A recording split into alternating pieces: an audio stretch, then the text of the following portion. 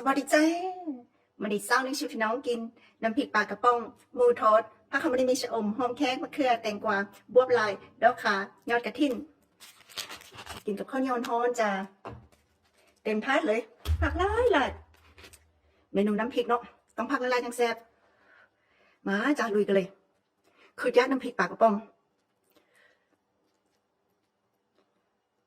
แซ่บๆนำกันจ้า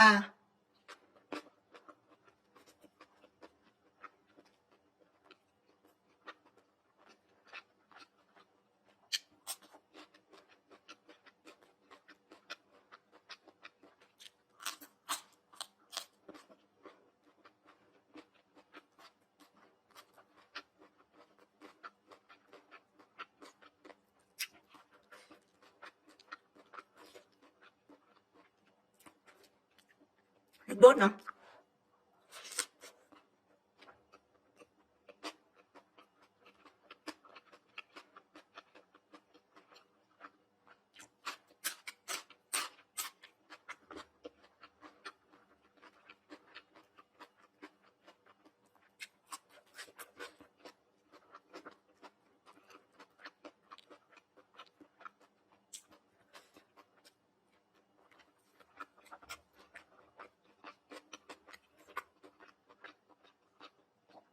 หมูทอดช้ำๆเลยจ้ะ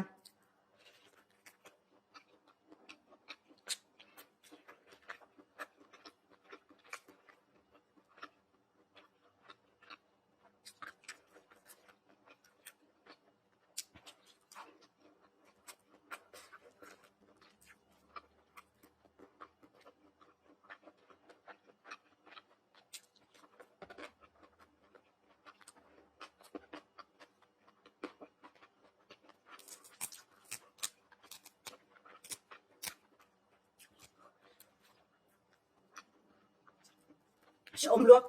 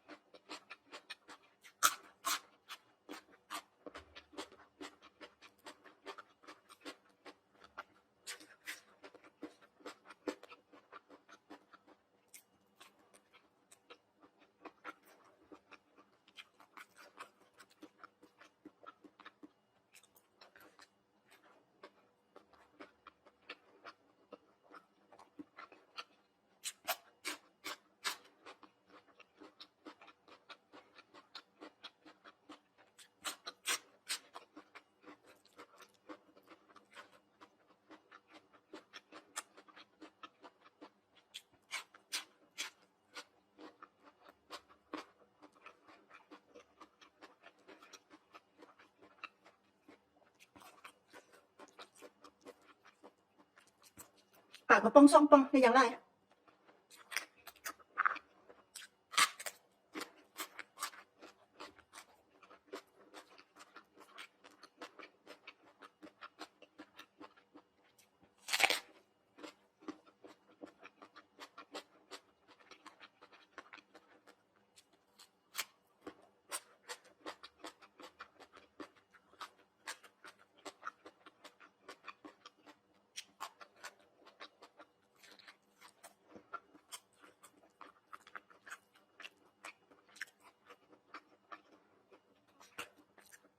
มาแข่งอ่อน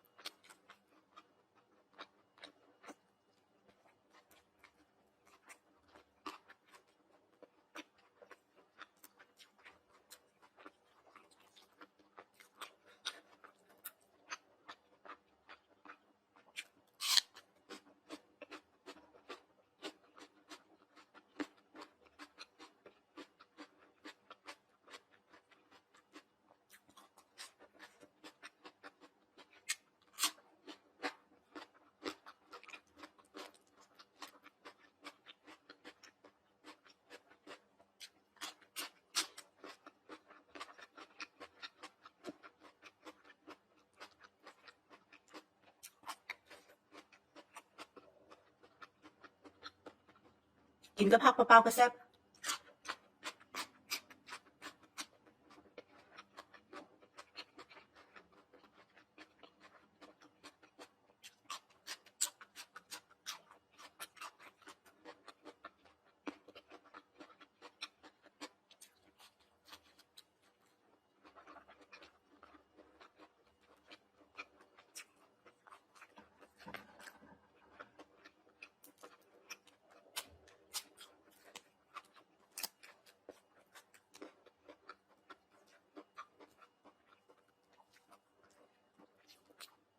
คุยคำใหญ่ๆด้วยจ้ะ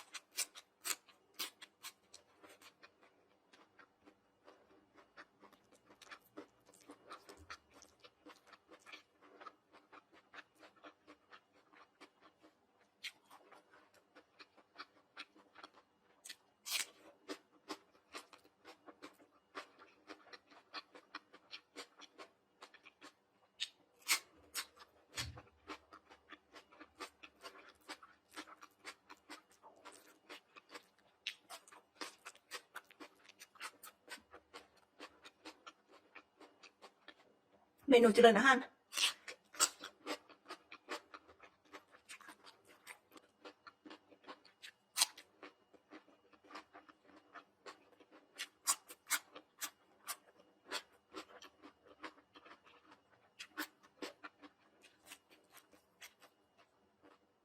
ขอบคุณกันที่ตามรับชมไว้พบกันใหม่คลิปหน้าจ้าสวัสดีจ้า